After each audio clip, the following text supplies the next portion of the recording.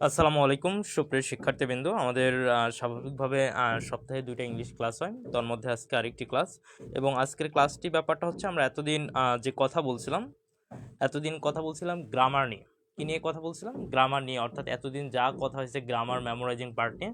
But আমাদের যারা ইংরেজি সাহিত্য অথবা ইংলিশ লিটারেচার যে অংশটা সেটার ক্লাস আজকে থেকে শুরু হতে যাচ্ছে। তো আমাদের আজকের ক্লাসটি হবে, আমরা যদি একটু কথা বলি, আমাদের আজকের ক্লাসটি কয়েকভাবে হবে। তো সকলে একটু যুক্ত হয়ে যাক, আমরা একটু কথা বলবো। আমাদের আজকের ক্লাসটি হবে, আমরা যদি একটু কথা বলি, আমাদের আজকের ক্লাসটি কয়েকভাবে হবে। তো সকলে একটু যুক্ত হয়ে যাক, আমরা একটু কথা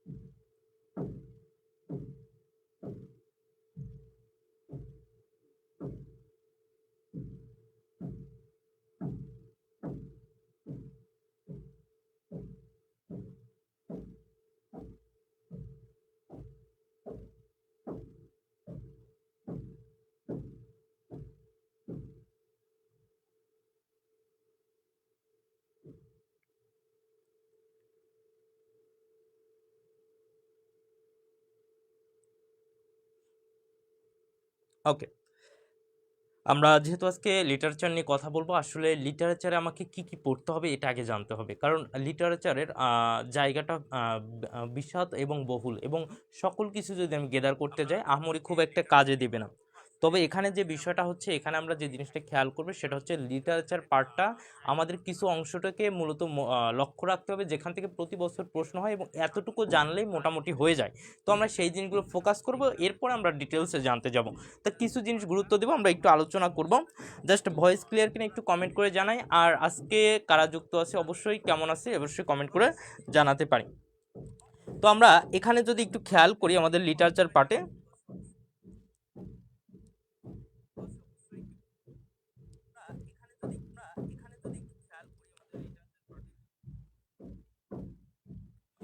এখানে একটা জিনিস যেটা যে গুরুত্বর জিনিস, যে জিনিসগুলো আমাকে জানতে হবে, যে জিনিসগুলো আমাকে অবশ্যই মাথায় রাখতে হবে, সেই জিনিসগুলো আমি একটু দেখাবো। এখানে মেইন ফ্যাক্ট যে আমাকে কোন জিনিসগুলো গুরুত্ব দিতে হবে, প্রথম ব্যাপার হচ্ছে ইম্পর্টেন্ট রাইটার্স। এখন এই ইম্পর্টেন্ট রাইটার্স কোনগুলো? ইম্পর্টেন্ট রাইটার্স প্রায় 15 থেকে 20টি কিছু গুরুত্বপূর্ণ রাইটার্স আছে, খুবই গুরুত্বপূর্ণ, এবং প্রতি বছর এখান থেকে প্রশ্ন আসবে, মিনিমাম 7 থেকে 10টা প্রশ্ন এখান থেকে আসবে। সেই ইম্পর্টেন্ট রাইটার্স এগুলো 15 থেকে 20টি, আমরা কি করব, প্রত্যেকটার যে ডিটেলস আমরা সেগুলো নিয়ে কথা বলবো।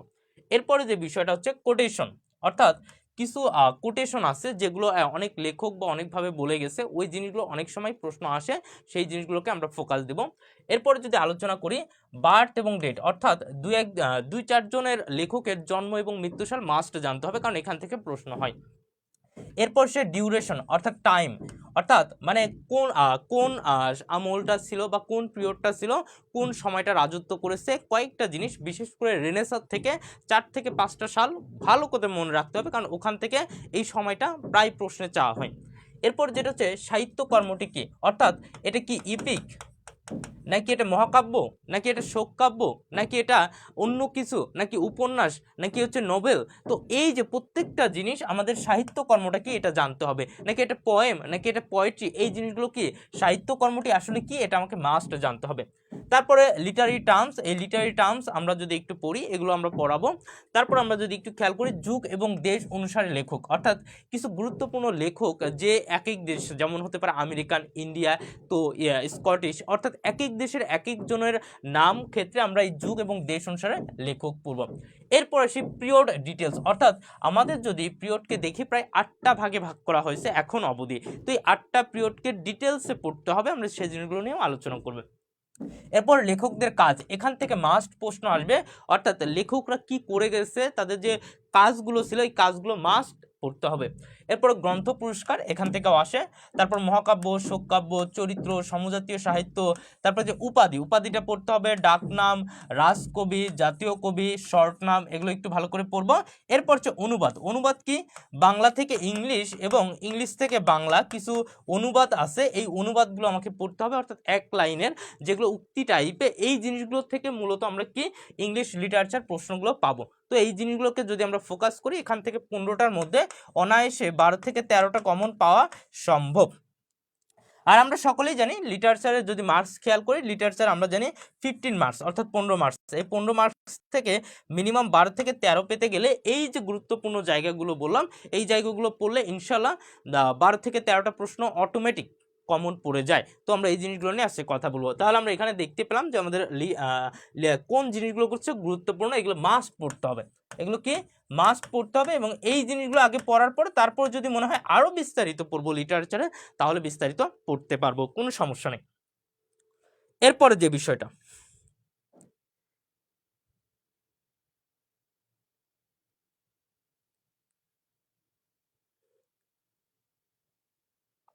এরপরে আমরা যদি একটু খেয়াল করি তাহলে এখানে বুঝতে পারবো যে পরবর্তীতে এখানে কি আছে। তো পরবর্তীতে আমরা একটু দেখবো,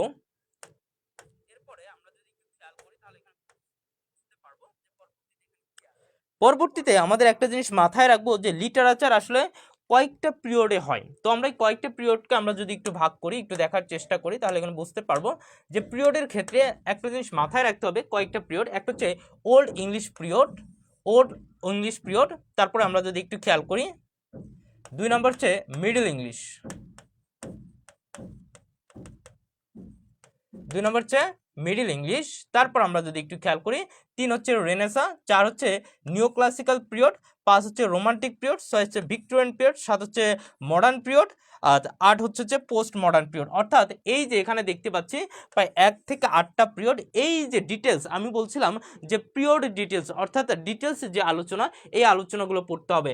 সেই দ্য ওল্ড ইংলিশ পিরিয়ড শুরু হয় 450 থেকে, আর এখন অবধি পোস্ট মডার্ন পিরিয়ড হচ্ছে বর্তমান সময় পর্যন্ত কিন্তু আমাদের কি আছে, পোস্ট মডার্ন পিরিয়ড পর্যন্ত আছে। তাহলে এখানে আমরা কি দেখতে পাচ্ছি, আমাদের এই জিনিসগুলোকে, এই 8টা পিরিয়ডকে আমরা যে গুরুত্বপূর্ণ যে সোর্সগুলো বললাম, গুরুত্বপূর্ণ যে জায়গাগুলো বললাম, এই 8টা পিরিয়ডের মধ্যেই আমরা পাবো এবং সেই জিনিসগুলো ভেঙে ভেঙে আমরা ডিটেলসে আলোচনা করব।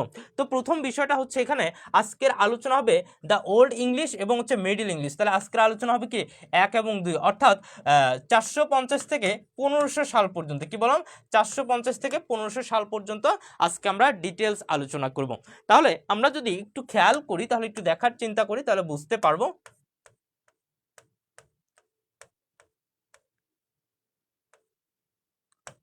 ওকে, এখন এই জায়গাটা একটা বিষয়, এখন এই জায়গাটা যে জিনিসটা খেয়াল করব যে এখানে কি আছে, এখানে আমরা দেখব হচ্ছে যে ওল্ড ইংলিশ পিরিয়ড। এই ওল্ড ইংলিশ পিরিয়ড আমরা যদি একটু খেয়াল করি, এই ওল্ড ইংলিশ পিরিয়ড 450 থেকে শুরু হয় এবং 1066 সাল পর্যন্ত থাকে। তাহলে আমরা কি বললাম, ওল্ড ইংলিশ পিরিয়ড এখানে 450 থেকে শুরু হয় এবং 1066 পর্যন্ত হয়। অর্থাৎ এখানে যদি আমরা একটু দেখি যে ওল্ড ইংলিশ পিরিয়ডকে আমরা কি বললাম, ওল্ড ইংলিশ পিরিয়ডকে ওল্ড ইংলিশ পিরিয়ডকে অ্যাংলো স্যাক্সন, কি বললাম, অ্যাংলো স্যাক্সন পিরিয়ডও বলা হয়। তাহলে আমরা কি বললাম, এই ওল্ড ইংলিশ পিরিয়ডকে অ্যাংলো স্যাক্সন পিরিয়ডও বলা যায়। তো এই অ্যাংলো স্যাক্সন পিরিয়ডে আমরা যদি একটু খেয়াল করি, 5ম শতাব্দীতে, কত শতাব্দীতে, 5ম শতাব্দীতে জুট, অ্যাংলেস এবং স্যাক্সনস, এই যে জুট, অ্যাংলেস অ্যান্ড স্যাক্সন, তারা জার্মানি থেকে ইংল্যান্ডে এসে, কোথায় থেকে, জার্মানি থেকে ইংল্যান্ডে এসে ইংলিশ উপজাতিদের পরাজিত করে। তাহলে কি বললাম, জুট, অ্যাংলেস এবং স্যাক্সন, এই 3জন কি করে, জার্মানি থেকে তারা কি করে, ইংল্যান্ডে এসে এবং তারা কি করে, যে ইংলিশ উপজাতিদের পরাজিত করে তারা ওই যুগটা নিয়ে ফেলে এবং সেই যুগটাকেই বলা হয় মূলত অ্যাংলো স্যাক্সন যুগ। এই অ্যাংলো স্যাক্সন যুগে যদি আমরা একটু খেয়াল করি, আলফ্রেড দ্য গ্রেট 871 থেকে 901 সাল, কত খ্রিস্টাব্দ, যে 871 থেকে 901 সাল পর্যন্ত শিক্ষা এবং শিক্ষা এবং সাহিত্য নিয়ে তারা কি ছিলেন, শিক্ষা সাহিত্য নিয়ে বিদ্যুৎসাহী ছিলেন, কি ছিলেন, বিদ্যুৎসাহী ছিলেন। এবং অ্যাংলো স্যাক্সন হচ্ছে অ্যাংলো স্যাক্সন ক্রনিকাল সংরক্ষণে অগ্রণী ভূমিকা পালন করে। তাহলে আমরা কি দেখতে পেলাম যে আলফ্রেড দ্য গ্রেট কত 871 থেকে 901 সাল পর্যন্ত শিক্ষা সাহিত্য নিয়ে কি করেন, যে বিদ্যুৎসাহী ছিলেন এবং সেগুলোতে কি করলেন, এবং তিনি অ্যাংলো স্যাক্সন ক্রনিকাল সংরক্ষণে বিশেষ ভূমিকা বা অগ্রণী পালন করেন। এরপর যদি বলি অ্যাংলো স্যাক্সন দুজন কবি হচ্ছে, একটা হচ্ছে কিডমন, আরেকজন হচ্ছে বলছে কেনাল্ফ, অর্থাৎ কি অ্যাংলো স্যাক্সনের দুইজন বিখ্যাত কবি, এক নম্বর হচ্ছে কি কিডমন আর হচ্ছে কেনাল্ফ। এবং এই অ্যাংলো স্যাক্সন মূলত হচ্ছে ইনফ্লুয়েন্সড অর্থাৎ প্রভাবিত হয় ক্রিস্টিয়ান। ভাইয়া কারেকশন সাবজেক্ট বা এগ্রিমেন্ট ক্লাস নিলে ভালো হয়, এই বিষয়ে কোনো ক্লাস হয় নাই। আচ্ছা, আমাদের সাবজেক্ট ভার্ব এগ্রিমেন্টের ক্লাস হয়ে গিয়েছে ভাইয়া। সাবজেক্ট ভার্ব এগ্রিমেন্টের ক্লাসটা মূলত আমাদের অনেক আগেই হয়ে গিয়েছে। কালেকশনের যে ক্লাসটি, এই কালেকশন বলতে আমাদের ওভারঅল যে গ্রামার পার্টটা আছে, আবার বলছি ওভারঅল গ্রামার পার্টটার মধ্যে রয়ে গেছে। এরপরেও যদি আমাদের ক্লাস আরও লাগে, আমরা পরবর্তীতে লিটারেচার শেষ করে মোটামুটি আমাদের যে সকল টপিক পড়ানো দরকার, গ্রামারের টপিক 100% কমপ্লিট। তবে কিছু যদি মনে হয় যে না আমাদের আরও এক্সট্রা দু একটা সলভ ক্লাস দরকার, কারেকশনের ক্লাস দরকার, তখন আমরা যে কাজটি করব, লিটারেচার ক্লাস শেষ করার পরে শেষের দিকে ইনশাল্লাহ ক্লাসগুলো নেওয়ার চেষ্টা করবো। আগে লিটারেচারটা মোটামুটি শেষ করে ফেলি। তাহলে আমরা কি বললাম যে এই Anglo Saxon poetry was influenced by বলছে ক্রিস্টিয়ানিটি, অর্থাৎ এটা বেশিরভাগ প্রভাবিত করে ক্রিস্টিয়ানিটি দ্বারা। এবং Anglo Saxon people were mainly, এবং তারা মেইনলি তিনটা কাজ করতেন। কয়টি কাজ? তিনটা। একটা হচ্ছে ওয়ারিয়র্স মানে যুদ্ধ, একটা হচ্ছে হান্টার্স শিকার, একটা হচ্ছে ট্রাভেল ভ্রমণ। তাহলে অ্যাংলো স্যাক্সন কিভাবে করতো? ওয়ারিয়র্স যুদ্ধ, তারপর আমরা কি আলোচনা করতাম যে হান্টার্স অর্থাৎ শিকার করতে, এবং কি তারা ভ্রমণ করতো। তারা মূলত এই তিনটি কাজটাই মেইনলি করতো। তাহলে অ্যাংলো স্যাক্সন পিরিয়ডে আমরা কি দেখতে পেলাম?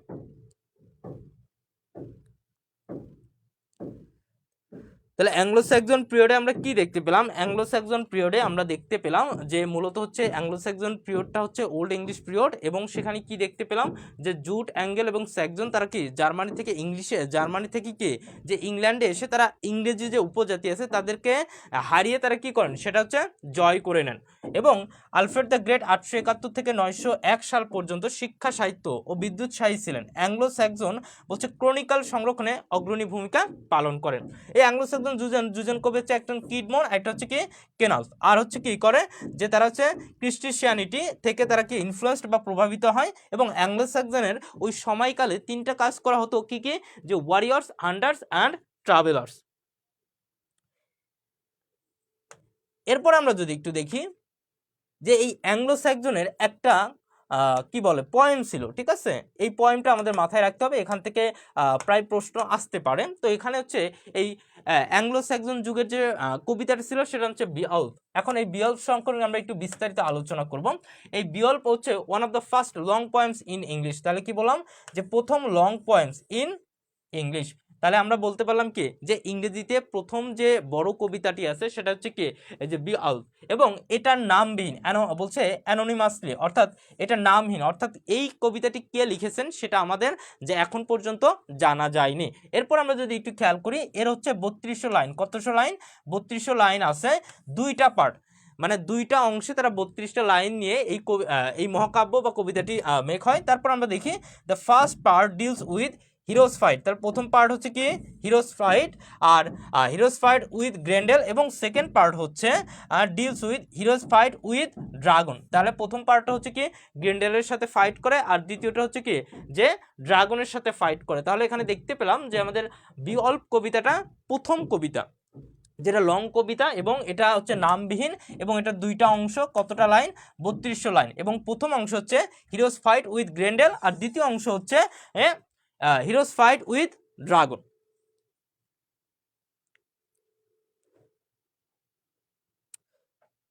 ওকে, আমরা যদি একটু চেক করব, যদি ক্লাস ওটা বাকি থাকে, আমার সম্ভবত ওটা আমাদের স্যারের ক্লাস ছিল, আশিক স্যারের ক্লাস ছিল। তারপরেও যদি কোনো ক্লাস বাকি থাকে ডোন্ট ওয়ারি, আমরা ক্লাস নিব।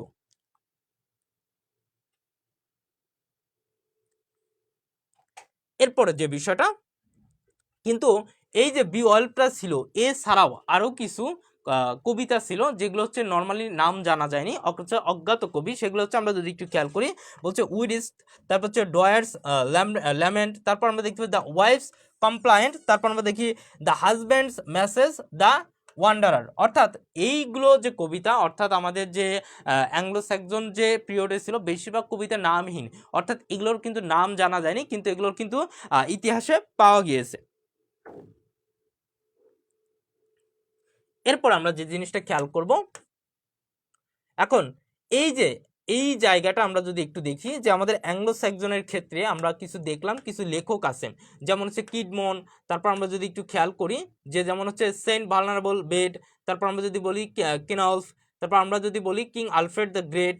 এরপর আমরা যদি একটু দেখি যে এগুলো লাগবে না, তাহলে এখানে দেখতে পাচ্ছি আমাদের কিছু লেখক আছে, লেখকের মধ্যে আমাদের কিছু তথ্য জানতে হবে।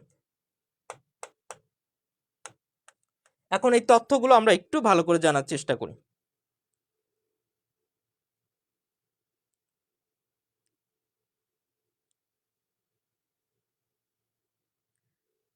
এখন এই তথ্যগুলো আমরা যদি একটু খেয়াল করি তাহলে বুঝতে পারবো যে কিডমন আসলে তার কিছু জিনিস ছিল, আমরা সেই জিনিস সম্পর্কে একটু আলোচনা করব।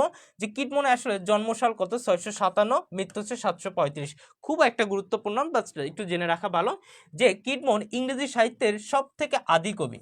তাহলে কিডমন কি ইংরেজি সাহিত্যের সব থেকে আদি কবি, এবং তাকে ফাদার অফ ইংলিশ বলছে সেক্রেট সং, অর্থাৎ তাকে কি বলা হয়?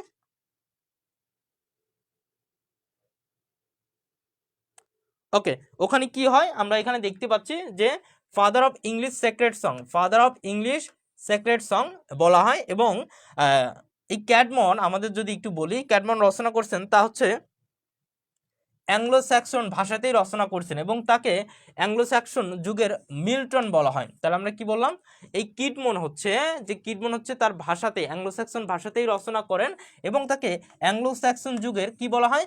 মিল্টন বলা হয়। এবং তার রচিত কাব্য হলো হিম অফ কিডমন এবং হচ্ছে প্যারাফ্রেজ। তার রচিত দুইটা কাব্য হচ্ছে কি হিম অফ কিডম্যান এবং হচ্ছে কি প্যারাফ্রেজ। এবং তার গ্রন্থের মধ্যে সবচেয়ে প্রসিদ্ধ হলো হিস্টোরিয়া এক্লেসিয়াস্টিকা জেন্টিস বলছে অ্যাংলোরাম। অর্থাৎ তার যে গঠিত যে ব্যাপারগুলো আছে তাকে আদিকবি বলা হয়, তাকে father of English sacred song বলা হয়, এবং অ্যাংলো স্যাক্সন তার ভাষাতেই রচনা করেন, এই জন্য তাকে কি বলা হয়?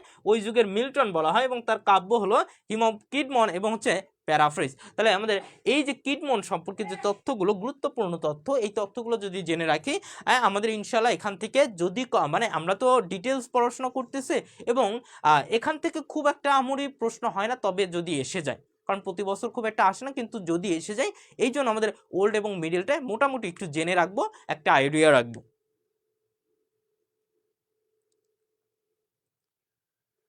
আচ্ছা, তাহলে কিডমন সম্পর্কে আমরা এগুলো একটু জেনে ফেলবো এবং জেনে দেখব। এখন এরপরে যদি আমরা একটু খেয়াল করি, যেমন হচ্ছে সেন্ট ভালনারেবল বেড, তাকে হচ্ছে ডক্টর অফ চার্চ বলা হয়। তারপর আমরা যদি একটু দেখি যে কেনলফ, একে হচ্ছে অথর অফ ক্রিস্ট বলা হয়। তারপর আমরা দেখব আলফ্রেড দ্য গ্রেট। এখন এই আলফ্রেড দ্য গ্রেট আমরা যদি একটু খেয়াল করি যে আলফ্রেড দ্য গ্রেট মূলত তাকে কি বলা হয়? তাকে মূলত হচ্ছে প্রোজ রাইটার বলা হয়। তাহলে আলফ্রেড দ্য গ্রেটকে কি বলা হয়? প্রোজ রাইটার বলা হয়। এবং এই যে আলফ্রেড দ্য গ্রেট ছিলেন তিনি মূলত হচ্ছে ইংল্যান্ডকে রাজত্ব করেন 871 থেকে 901 সাল পর্যন্ত। এবং তার যে ব্যাপারগুলো ছিল, তার একটা গদ্য ছিল অ্যাংলো স্যাক্সন ক্রনিকাল। তাহলে যে আলফ্রেডের একটা গদ্য ছিল কি অ্যাংলো স্যাক্সন ক্রনিকাল, এবং সেটা ইতিহাসের প্রথম গদ্য হিসেবেও প্রথম। তাহলে আমরা কি বললাম, এই বইটা ইতিহাসে প্রথম এবং হচ্ছে গদ্য হিসেবেও প্রথম। তাহলে অ্যাংলো স্যাক্সন ক্রনিকাল ইতিহাসের সব থেকে প্রথম বই এবং গদ্য হিসেবেও প্রথম বই। এবং তার যে আরেকটা বিষয়, আরেকটি গ্রন্থ ছিল দ্য কনসোলেশন অফ ফিলোসফি, এবং he was sometimes regarded as the founder of English prose. এবং তাকে কি বলা হয়? ইংরেজি প্রোজে তাকে বলা হয় ফাউন্ডার বলা হয়, এবং তাকে কি বলা হয়? ওয়াসেক্সের রাজা বলা হয়। তাহলে কি বললাম, ওয়াসেক্সের রাজা বলা হয়। তাহলে আমাদের আলফ্রেড দ্য কিং সম্পর্কে কয়েকটা তথ্য রাখবেন। তিনি হচ্ছে কি যে বিখ্যাত কি প্রোজ রাইটার, এবং তার যে রাজত্ব ছিল 871 থেকে 901, এবং তার গ্রন্থ ছিল অ্যাংলো স্যাক্সন ক্রনিকাল, যেটা সম্রাটের কি বলছে বইটা ইতিহাসে প্রথম এবং গদ্য হিসাবেও প্রথম, এবং দ্য কনসোলেশন অফ ফিলোসফি নামক তার আরেকটি গ্রন্থ রচনা করেন। তাহলে এখানে গ্রন্থ পাইলাম কি, দুইটা গ্রন্থ পাইলাম। এরপর হচ্ছে তাকে কি বলা হয়, ফাউন্ডার অফ ইংলিশ প্রোজ, এবং তাকে ওয়াসেক্সের কি বলা হয়, রাজা বলা হয়। তাহলে এখান থেকে আমরা যে জিনিসটা জানবো, এই তথ্যগুলো এটা কিন্তু লিটারেচারটা কিন্তু অনেকটা কি যে মেমোরাইজ টাইপ, অর্থাৎ এটাকে তথ্যগুলো কি করতে হবে, আয়ত্ত করে ব্রেনে রাখতে হবে। জাস্ট একটার সাথে একটা লিঙ্ক আপ হয়ে যাবে। আমরা চাইলে আরও ডিটেলসে পড়াতে পারতাম, বাট এতটুকু ডিটেলস লাগবে না। যে তথ্যগুলো পরীক্ষায় দরকার, যে প্রয়োজন, আমরা সেই জিনিসগুলো খুব সুন্দর মতো আলোচনা করব এবং দেখে যাব। এরপরে আমরা যে জিনিসটা দেখব, যে আলফ্রেড দ্য গ্রেটকে দেখলাম। এখন এই জায়গায় আমরা একটু আলোচনা করি, কিছু প্রশ্ন আসছে, আমরা একটু প্রশ্ন দেখি। এখন এই জায়গাটা প্রথম প্রশ্ন হচ্ছে, which one of the following is the first long poem in English language. অর্থাৎ এটা কিন্তু সাব রেজিস্ট্রার নির্বাচনী 92 সালে এসেছিল, যে ইংরেজি কবিতার প্রথম বড় কবিতা, লং কবিতা কোনটি, ইংরেজি কবিতার প্রথম লং কবিতা কোনটি, একটু কমেন্ট করে জানাই। ইংরেজি কবিতার প্রথম লং কবিতা কোনটি?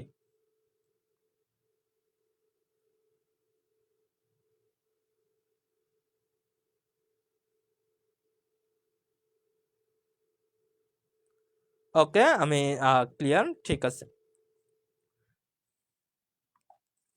তাহলে ইংরেজি কবিতার লং কবিতা কোনটি, আমরা সকলেই দেখে আসলাম যে আমাদের অ্যান্সারটি কোনটি হবে, বি নাম্বারটা। কেন বি নাম্বার হবে, আমরা পড়িয়েছি যে ইংরেজি কবিতার সব থেকে লং কবিতা সেটা হচ্ছে কি বিয়ল, যেটা আমরা পূর্বেই দেখালাম।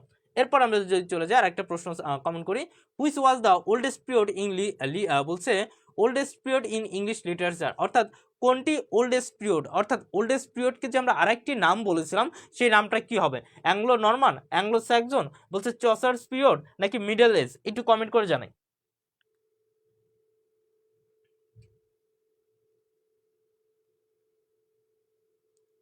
ওকে, ঠিক আছে। তাহলে অ্যান্সার হবে কি, আমরা এখানে বলতেই পারি আমাদের এখানকার অ্যান্সার কি হবে, অ্যাংলো স্যাক্সন, অর্থাৎ বলছে ওল্ডেস্ট পিরিয়ডকে মূলত কি বলা হয়, অ্যাংলো স্যাক্সন পিরিয়ড বলা হয়। এরপর আমরা যদি বলি what is the first EPIC of Anglo Saxon period, অর্থাৎ যে what is the first EPIC of Anglo Saxon period, বলছে অ্যাংলো স্যাক্সন পিরিয়ডের বলছে প্রথম কবিতাটি কোনটি, প্রথম অ্যাপিক কোনটি, সকলে একটু কমেন্ট করে জানাই।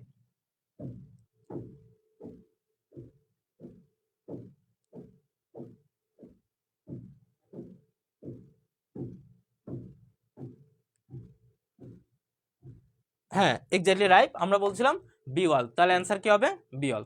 তো আমরা দেখতেই পাচ্ছি যে বিওয়ালটা কি, আমরা বলতে পারি অ্যান অ্যাপিক পোয়েম। তাহলে এখানকার অপশন কি আছে, যে বিওয়াল ইজ, এটার অ্যান্সার হবে অ্যান অ্যাপিক পোয়েম। এরপর আমরা যদি বলি যে হু রোড বিওয়াল, বলছে এই বিওয়াল কবিতা যে অ্যাপিক পোয়েমটি কে লিখেছেন, এই অ্যাপিক পোয়েমটি মহাকাব্যটি কে লিখেছেন, সকলে একটু বলি, কিডমন, তারপর হচ্ছে কেনাউলফ, তারপর হচ্ছে ভালনারেবল বেড, নাকি no mention of the name of the writer, অর্থাৎ যে রাইটারের কোনো নামই উল্লেখ নেই, সকলে একটু কমেন্ট করে জানে।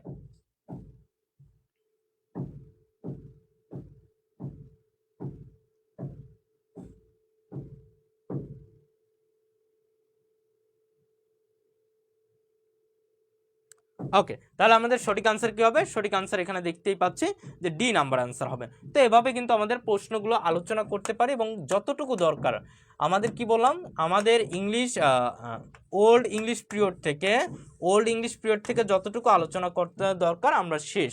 এখন কথা বলবো মিডিল ইংলিশ পিরিয়ড নিয়ে। এই মিডিল ইংলিশ পিরিয়ডেই মূলত হচ্ছে আমাদের ইংরেজি সাহিত্যের মূলত সূচনা, মিডিল ইংলিশ পিরিয়ডেই। তো আমরা এই মিডিল ইংলিশ পিরিয়ডটা শুরু হয় কত সালে, 1066 সালে, এবং এটার সমাপ্ত হবে 1500 সালে। তাহলে এটা কি বললাম, যেটা শুরু হবে 1000 সালে এবং এটা সমাপ্ত হবে 1500 সালে। একটা জিনিস না বললেই নয়, আচ্ছা ইংরেজি সাহিত্য পড়া মনে রাখার উপায়টা বলেন। আমি শুরুর দিকে বলছি কতটুক পড়া দরকার, ওই ঠিক অতটুক পড়লে এখান থেকে মোটামুটি 15টার মধ্যে 12 থেকে 13টা কমন পড়ে যাবে। সো এটা নিয়ে প্রেশার নেওয়ার কিছু নাই। তবে কিছু কিছু জায়গায় টেকনিক ফলো করব, যেমন এখানে ওল্ড মিডিলের কিছু তথ্য, এখানে মানে টেকনিক ফলো করার কোনো মানে নেই, এগুলো হচ্ছে মেমোরাইজ পার্ট। কিন্তু আমরা যখন পরবর্তী রেনেসাঁস নিয়ে কথা বলবো, রেনেসাঁসের যে যুগ টুকগুলো নিয়ে ওগুলো আমরা বিভিন্ন ধরনের টেকনিক দিব, কিছু ইয়ার আছে ওগুলো নিয়ে টেকনিক দিব, তারপর হচ্ছে আমাদের কিছু ওয়ার্ক কাজ আছে সেগুলোতে একটা টেকনিক দিব। তো ওই কাজগুলো হচ্ছে ওই এর পরের ক্লাসগুলোতে। কিন্তু আজকের ক্লাসটা হচ্ছে একদম সীমিত, অল্প তথ্যবহুল এবং লিটারেচার কি কি পড়বো আমি সেই জিনিসগুলো খুব সুন্দর মতো দেখিয়ে দিয়েছি। তো আমাদের এই মিডিল ইংলিশ পিরিয়ডে যদি আমরা একটু খেয়াল করি 3 ভাগে ভাগ করা যায়। কয় ভাগে ভাগ করা যায়?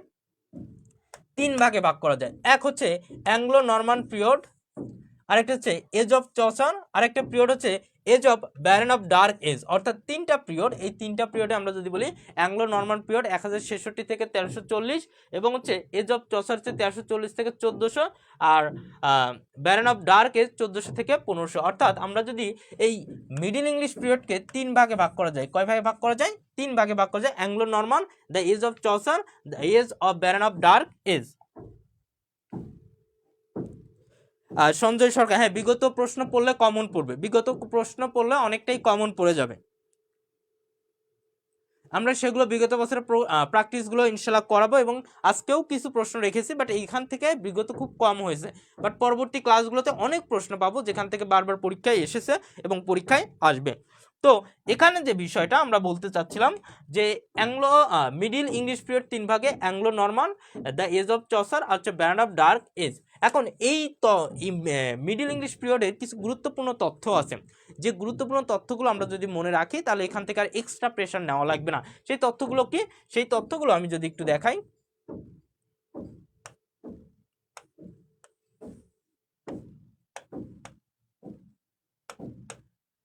যে এই সময়টাকে মূলত ডার্ক এজ বলা হয়। তাহলে আমরা কি বললাম যে আমাদের মিডিল ইংলিশ পিরিয়ডটাকে মূলত কি বলা হয়? ডার্ক এজ, অর্থাৎ অন্ধকার যুগ। এরপরে এটা 1215 সালে ম্যাগনা কার্টা স্বাক্ষরিত হয়। আমরা সকলেই জানি যে 1215 সালে কোনটা? ম্যাগনা কার্টা স্বাক্ষরিত হয়, যার মাধ্যমে ইংল্যান্ডে রাজা ক্ষমতার লাগাম টানা হয়। তাহলে ইংল্যান্ডের যে রাজার ক্ষমতা যায় সেটা কার মাধ্যমে? এই যে 1215 ম্যাগনা কার্টা সময়। এবং এই 1295 সালে ইংলিশ পার্লামেন্ট প্রতিষ্ঠিত হয়। তাহলে 1295 সালে কি হয়? ইংলিশ পার্লামেন্ট প্রকাশিত হয়। 11 থেকে 13 শতাব্দীতে মুসলমান ও খ্রিস্টানদের মধ্যে ক্রুসেড নামের একটি ধর্মীয় যুদ্ধ সংঘটিত হয়। তাহলে কি বললাম?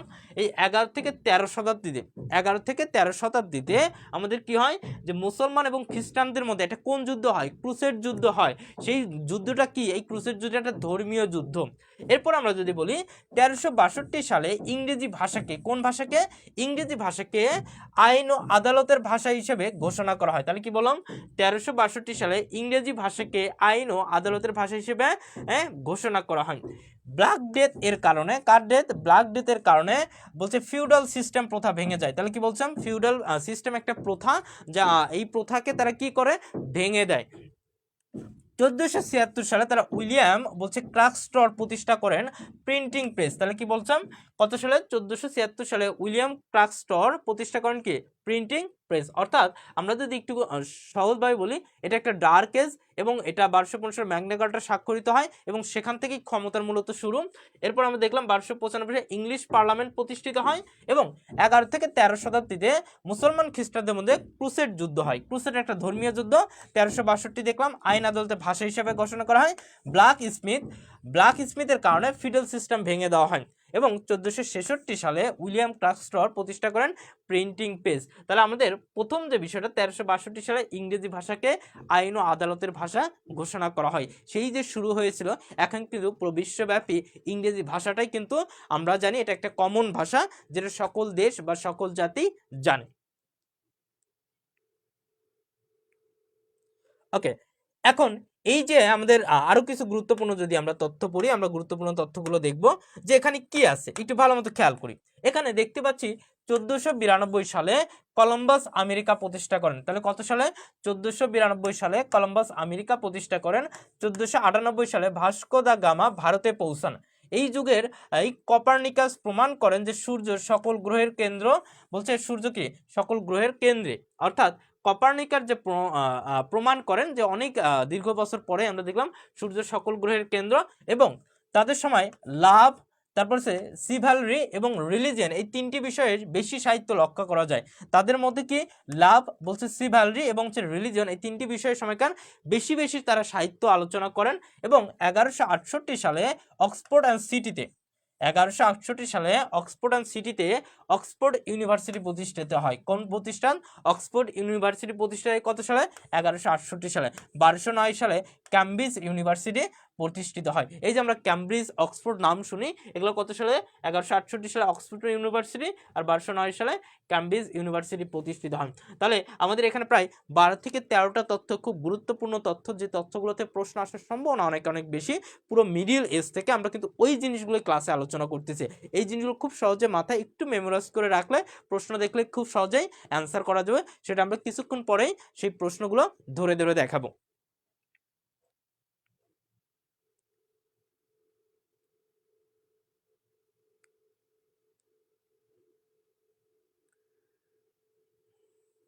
ওকে, এরপরে আমরা যে জিনিসটা আলোচনা করব, যে গুরুত্বপূর্ণ বিষয়গুলো একটু ভালো করে দেখব। তো এখন গুরুত্বপূর্ণ বিষয় দেখার পরে আমাদের এই যুগের কিছু সাহিত্যকর্ম ছিল, সাহিত্যকর্ম থেকে মাস্ট প্রশ্ন আসবে। সো এটা নিয়ে একটু সিরিয়াস হই, সকলেই সিরিয়াস হবো। তাহলে আমরা কি বললাম, যে সাহিত্যকর্ম থেকে আমরা কি দেখব? এই সাহিত্যকর্ম থেকে প্রথম যে বিষয়টা, যে এই যুগের একটা হচ্ছে ডার্ক এজ, সেটা কে লিখছে? পেট্রাক। বলছে পেট্রাক আমরা সকলেরই জানা, যে প্রথম ফার্স্ট টু ডেভেলপ, অর্থাৎ প্রথম যে বিকশিত হওয়ার কনসেপ্টটা, অর্থাৎ আমাদের যে বিভিন্ন ধরনের কনসেপ্ট, প্রথম বিকশিত কনসেপ্টটা সেটা কখন হয়? সেটা হচ্ছে এই যুগের ডার্ক এজের মাধ্যমে হয়। এবং জন উইক্লিফ প্রথম ইংরেজিতে বাইবেল অনুবাদ করেন। তাহলে কি বললাম? বাইবেল অনুবাদ করেন জন উইক্লিফ, বাইবেল অনুবাদ করেন জন উইক্লিফ, এবং এই জন্য তাকে ফাদার অফ ইংলিশ প্রোজ বলা হয়। তাহলে জন উইক্লিফকে তাহলে কি বলা হয়? Father of English pros. তাহলে তারপরে যদি আমরা বলি, বলছে জেফ্রি চসারকে বলা হয় ফাদার অফ ইংলিশ পোয়েম অথবা পোয়েট্রি। তাহলে আমরা এখানে একটু ভালো মতো খেয়াল করব। জন উইক্লিফকে ইংরেজিতে বাইবেল অনুবাদ করে, এই জন্য ফাদার অফ ইংলিশ প্রোজ। যাহলে জন উইক্লিফ যখন বলবে তখন হচ্ছে বলছে ইংলিশ প্রোজের কথা বলবে জন উইক্লিফ। আর যখন বলছে জেফ্রি চসারের কথা বলবে তখন কিন্তু ফাদার অফ ইংলিশ পোয়েম অথবা পোয়েট্রি। মাথায় রাখবো, জন উইক্লিফ হচ্ছে প্রোজের জনক, আর হচ্ছে জেফ্রি চসার হচ্ছে কি? পোয়েট্রি বা পোয়েমের জনক। এরপরে চৌসার ছাড়াও আরও the father of English language ও ফাদার অফ ইংলিশ লিটারেচার, চৌসারের ছাড়াও বলা হয়, চৌসারকে এছাড়াও বলা হয়। তাহলে চৌসারের নাম কি? যে তাকে পোয়েম এবং পোয়েট্রির জনক ছাড়াও তাকে কি বলা হয়? ইংলিশ ল্যাঙ্গুয়েজ এবং ফাদার অফ ইংলিশ লিটারেচার। তার মানে আমরা যে এই যে অনার্সে যারা ইংরেজি ডিপার্টমেন্টে আছি, এই ইংরেজি ডিপার্টমেন্ট অর্থাৎ ইংলিশ লিটারেচার অথবা ইংলিশ ল্যাঙ্গুয়েজের জনক কাকে বলা হয়? এই যে ইংলিশের জনকের ব্যক্তির নাম হচ্ছে চৌসার। তাহলে আমরা কি বললাম, যে জন উইক্লিফকে কি বলা হয়? প্রোজের জনক, আর জেফ্রি চসারকে কবিতার পোয়েমের জনক বা কবিতার জনক, অথবা ইংলিশ ল্যাঙ্গুয়েজের জনক, অথবা ইংলিশ লিটারেচারের জনক বলা হয়। এই জেফ্রি চসারকে বলা হয় গ্র্যান্ডফাদার অফ নোবেল। তাকে কি বলা হয়? যে নোবেলের যে গ্র্যান্ডফাদার, সে সম্পর্কে তাকে কি বলা হয়? যে নোবেল হচ্ছে গ্র্যান্ডফাদার বলা হয়। তারপর হচ্ছে দান্তেকে বলা হয় ফাদার অফ ইতালিয়ান ল্যাঙ্গুয়েজ। তাহলে এখানে একটু দেখবো, দান্তেকে বলছে ফাদার অফ ইতালিয়ান ল্যাঙ্গুয়েজ। তাহলে আমরা এখানে দেখতে পেলাম 3, 4 এবং 5 নাম্বার, এই তিনটাই কিন্তু কার তত্ত্ব? যে জেফ্রি চৌসারের তত্ত্ব। আর দান্তেকে বলা হয় ইতালিয়ান ল্যাঙ্গুয়েজ। আর ফ্রান্সিস বলছে Petrarch is traditional called the father of humanism and considered by to the father of Renaissance. তাহলে এখানে একটা বিষয় হচ্ছে কি, যে ফ্রান্সিসকো পেট্রাককে কি বলা হয়? যে কি নামে রাখা হয়? বলছে হিউম্যানিজম মানবতা, এবং তাকে কি বলা হয়? রেনেসার হচ্ছে জনক বলা হয়। তাহলে এখন এই জায়গায় আমরা কি দেখতে পেলাম? এখানে দেখতে পেলাম যে এ যুগের সাহিত্যকর্মটির ক্ষেত্রে প্রথমে মাথায় রাখতে হবে যে প্রথম বিকশিত যে কনসেপ্ট ছিল সেটা হচ্ছে ডার্ক এজের, এবং জন উইক্লিফ বাইবেল অনুবাদ করেন, এই জন্য তাকে কি বলা হয়? যে প্রোজের জনক বলা হয়। এরপরে জেফ্রি চৌসারকে বলা হয় যে ইংরেজি কবিতার জনক, তাকে ইংলিশ ল্যাঙ্গুয়েজের জনক বলা হয়, এবং ইংলিশ লিটারেচারের জনক বলা হয়, এবং জেফ্রিকে আবার গ্র্যান্ডফাদার অফ নভেলেরও গ্র্যান্ডফাদার বলা হয়। এরপরে আমরা দান্তেকে বলা হয় ইতালিয়ান ল্যাঙ্গুয়েজ, ফ্রান্সিস পেত্রাককে বলা হয় হিউম্যানিজম অর্থাৎ মানবতার কবি, এবং তাকে কি দেওয়া হয় যে ফাদার অফ রেনেসাস অর্থাৎ রেনেসার জনককে বলা হয়, কাকে বলা হয়? ফ্রান্সিসকো পেত্রাক, যেটা আলোচনা করব আমাদের পরবর্তী নেক্সট ক্লাসে।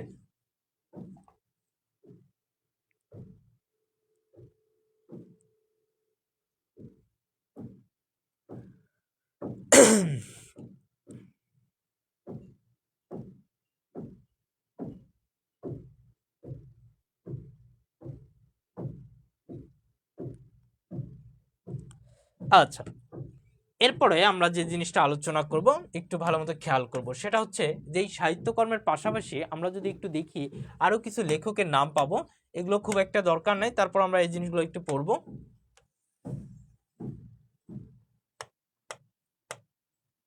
তারা হচ্ছে দান্তে, তারপর হচ্ছে স্যার জন বলছে ম্যান্ডেভিল, তারপর হচ্ছে জন উইক্লিফ, জন গোয়ার, উইলিয়াম উইলিয়াম ল্যাংড। অর্থাৎ আমাদের এখানে যে পাঁচটা লেখক আছে, এই পাঁচটা লেখকের জাস্ট নামগুলো মনে রাখবো, সাল দরকার নেই, সাল এটা খুব দরকার নেই। এটা হচ্ছে কাদের কোন সময়ের লেখক? দান্তে হচ্ছে কি মিডিল ইংলিশ সময়ের হচ্ছে জাস্ট লেখক, তাছাড়া কিছু তেমন দরকার নাই। এরপরে আমরা যে জিনিসটা খেয়াল করব, প্রথম প্রশ্নটা একটু দেখব। দ্য বুক অফ পিয়ার্স এটা কে লেখেন? দ্য বুক অফ পিয়ার্স এটা কে লেখেন? এটা হচ্ছে উইলিয়াম ল্যাংল্যান্ড। তাহলে আমরা কি বললাম? দ্য বুক অফ পিয়ার্স এটা কে রচনা করে? উইলিয়াম ল্যাংল্যান্ড। তাহলে আমাদের এটা বইয়ের নামগুলো একটু মনে রাখবো, যে কি বললাম, দ্য বুক অফ পিয়ার্স এটা কে লিখেছেন? সেটা হচ্ছে ওয়াজ রিটেন বাই উইলিয়াম ল্যাংল্যান্ড। এরপর আমরা যদি একটু খেয়াল করি যে দ্য প্লোম্যান এই প্লোম্যানটা কি? এই প্লোম্যান যদি আমি একটু বলি, একটা হচ্ছে কবিতা। তাহলে আমরা কি বললাম যে দ্য প্লোম্যান এটা একটা কি কবিতা। তারপরে who is not poet of Victorian বলছে, ভিক্টোরিয়ান বলছে ভিক্টোরিয়ান কবি কে নয়? এখানকার যে কবিগুলো আছে কে ভিক্টোরিয়ান কবি নয়? একটু কমেন্ট করে জানি।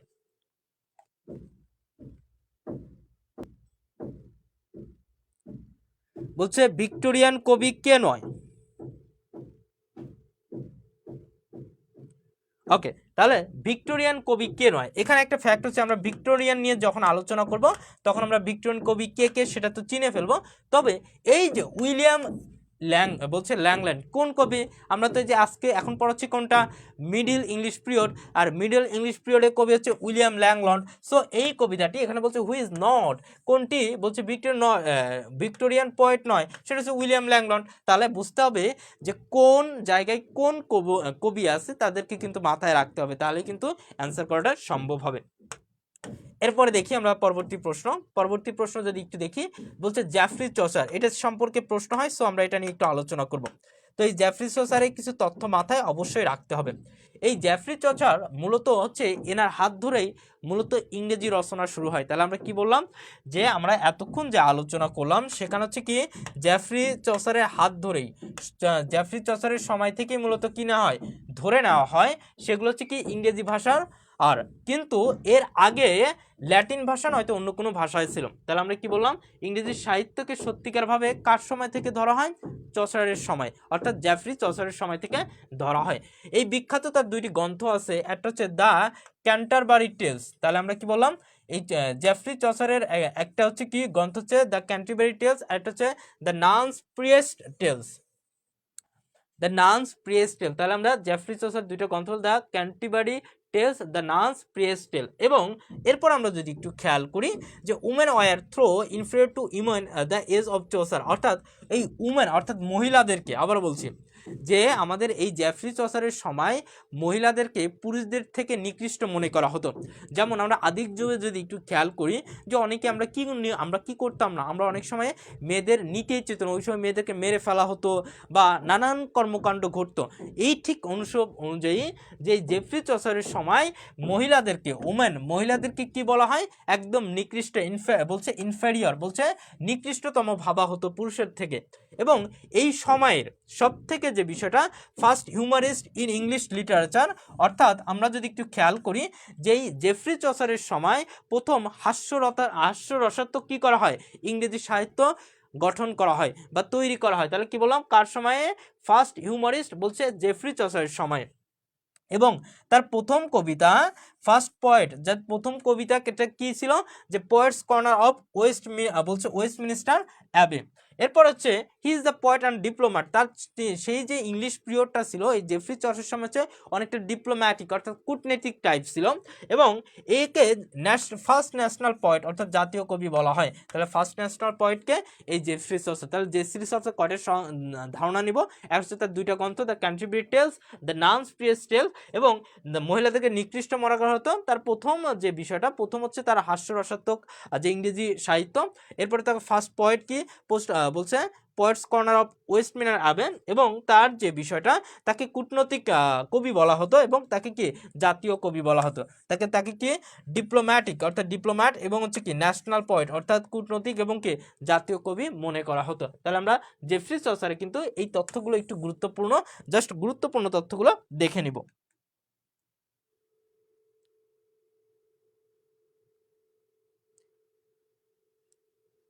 আচ্ছা, এরপরে আমরা যে জিনিসটা খেয়াল করব, এখন জেফ্রি চসার সম্পর্কে আমরা একটু জেনে গেলাম, আমরা কিন্তু এগুলোর সম্পর্কে আবার প্রশ্নও দেব। হ্যাঁ, আর এই সময়ের কিছু জেফ্রি চসারের কিছু রচনা ছিল, এই রচনাগুলো জাস্ট দেখে নেব, এগুলো বিস্তারিত পড়ার দরকার নাই, শুধু কি কি রচনা ছিল এই জিনিসগুলো আমরা দেখব।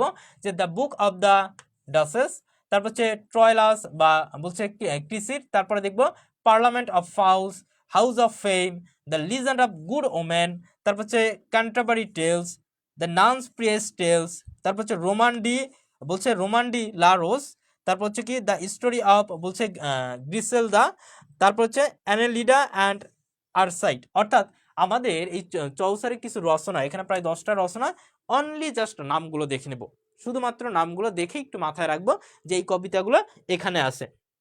এগুলো মেমোরাইজ করার একদমই দরকার নেই, এগুলো প্রশ্ন প্র্যাকটিস করতে করতেই হয়ে যাবে। তো আমরা একটু বিগত বছরের কোন প্রশ্নগুলো এসছে আমরা একটু খেয়াল করি। বলছে choose the right answer, Chaucer is the বলছে representative poet of 17th century, 14th century, 16th century, 18th century. সকলে একটু বলবো যে এই যে আমাদের চৌসারের যে রাজত্ব ছিল বা সময়কাল ছিল সেটা কত সাল ছিল। আমরা যদি একটু খেয়াল করি 1340 থেকে 1400 পর্যন্ত। তাহলে এটা কত শতাব্দী একটু সকলে একটু কমেন্ট করে জানাই। 1340 থেকে 1400 শতাব্দী।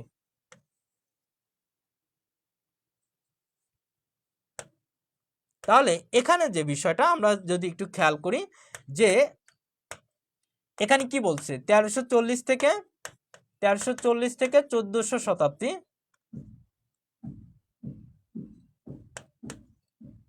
1340 থেকে 1400 শতাব্দী। তার মানে এই যে 1340 থেকে যে শুরু হয়েছে এই 1340 অর্থাৎ 1400 আগ পর্যন্ত, তাহলে এটাকে কি বলবো, এটাকে মূলত হচ্ছে 14th সেঞ্চুরি।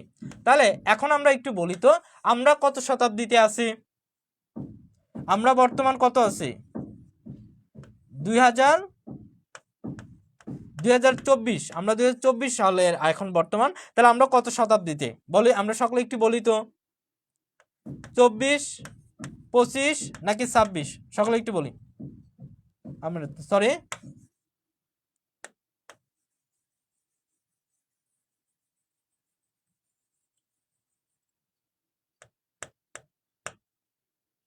আমরা 2024 সালে আছি এখন। তাহলে আমাদের একটু বলবো 19, 20, 21 কোন শতাব্দীতে আছি, 19, 20, 21 আমরা কোন শতাব্দীতে আছি,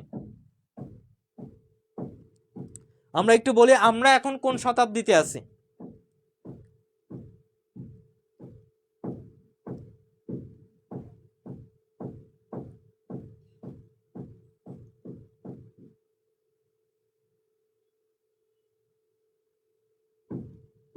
এক্স্যাক্টলি আমরা এখন কোন শতাব্দীতে আছি, আমাদের যেহেতু এটা কত এটা 2000 সাল চলতেছে, তাহলে আমরা বলতে পারি 21 শতাব্দীতে। তাহলে আর ওই সময়টা ছিল কত শতাব্দী, 14th সেঞ্চুরি, অর্থাৎ 1400 ফিল আপ হয় না, 1400 আগে বলতে, তাহলে আমাদের কি 14th শতাব্দী বলতে পারি।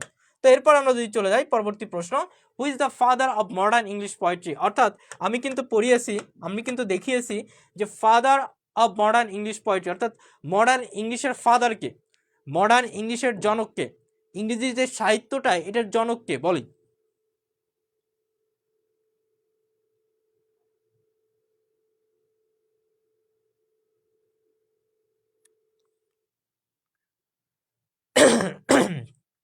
তাহলে মডার্ন ইংলিশের জনক আমরা এখানে দেখতে পাচ্ছি কি, আমাদের আনসার হবে কি জেফ্রি চসার, যেটা আমরা একটু আগে আলোচনা করছি। তাহলে ফাদার মডার্ন ইংলিশের বলছে ফাদার ইংলিশ পোয়েট্রির জনক হচ্ছে কি জেফ্রি চসার। এরপর আমরা যদি একটু বলি, the Canterbury Tales is written by, আমরা বলেছিলাম যে দ্য ক্যান্টারবারি টেলস এটা কার লেখা, আমরা দুইটা গ্রন্থের নাম বলেছিলাম।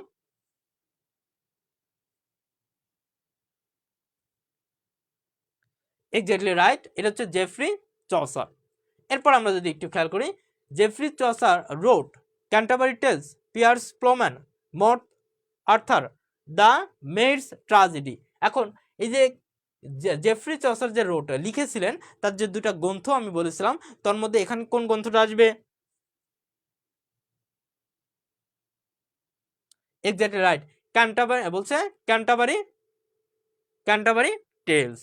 এরপর আমরা যদি আরেকটা বলি, who translate the Bible into English for the first time, বলছে প্রথম যে বাইবেলটা ট্রান্সলেট মানে অনুবাদ করেন কে, এই বাইবেলটা ট্রান্সলেট করেন কে, একটু কমেন্ট করে জানাই।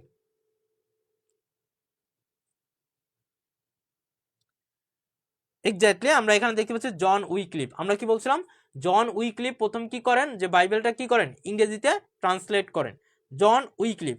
এরপর আমরা দেখতে পাচ্ছি হু ট্রান্সলেট দ্য নিউ টেস্টমেন্ট, বলছে হু ট্রান্সলেট দ্য নিউ টেস্টমেন্ট, এইটা কে করেন, এটাও কিন্তু জন উইক্লিফ করে। কে করে? জন উইক্লিফ করে।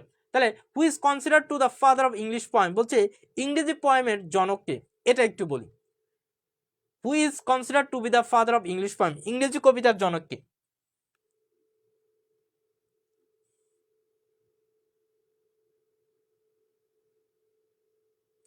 ইংরেজি কবিতার জনককে?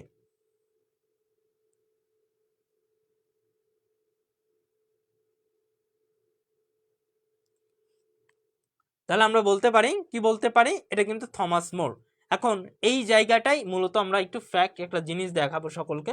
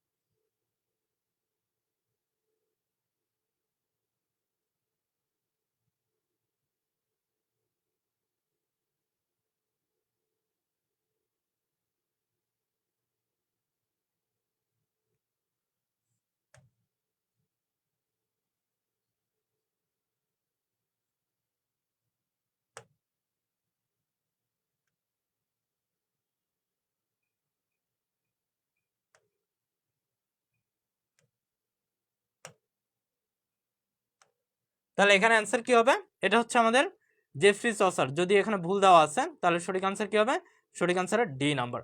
তাহলে আমাদের ইংরেজি লিটারেচারের আমরা শুরুর দিকে যেটা দেখালাম, যে ইংরেজি লিটারেচারের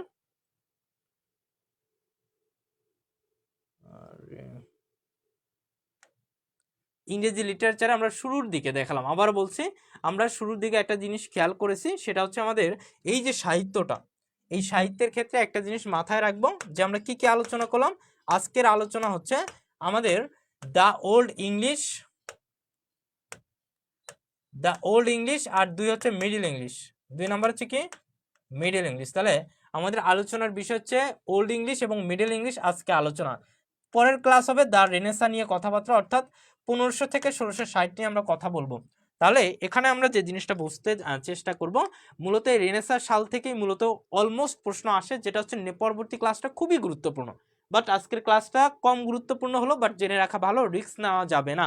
তো এখানে আমরা রেনেসা নিয়ে কথা বলবো, এবং আমাদের আরেকটা বিষয় হচ্ছে কি, যে গুরুত্বপূর্ণ তথ্যগুলো কি বললাম, যে গুরুত্বপূর্ণ তথ্যগুলো এই যে মূলত এই কয়েকটা আর হচ্ছে এই কয়েকটা মূলত হচ্ছে গুরুত্বপূর্ণ তথ্য এবং বিশেষভাবে এই পার্টটা মোস্ট ইম্পর্টেন্ট এবং হচ্ছে পিরিয়ড অ্যান্ড ডিটেলস এবং লেখকের কাজ, অর্থাৎ এই যে কয়েকটা আর হচ্ছে এখানকার দুইটা, এই 7টা জায়গা থেকে মিনিমাম 10টা প্রশ্ন কমন পড়বে এবং বাকি যেগুলো আছে অন্যান্য জায়গা থেকে কমন পড়বে। তো আমরা আলোচনা করতেছি পিরিয়ড ডিটেলস। এই পিরিয়ড ডিটেলসের মধ্যে প্রত্যেকটা জিনিস, এই যে গুরুত্বপূর্ণ লেখক, quotation, birth and death, duration, সাহিত্যকর্মটি কি, যেমন আমরা বললাম যে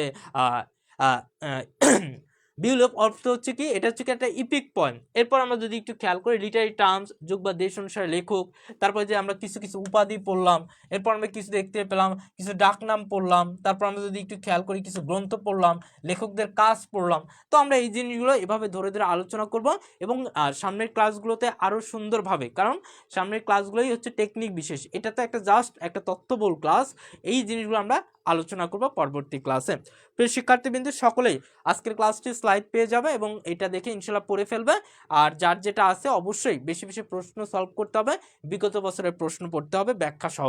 তো আজকে এই পর্যন্তই। আসসালামু আলাইকুম, পরবর্তীতে দেখা হবে ইনশাল্লাহ।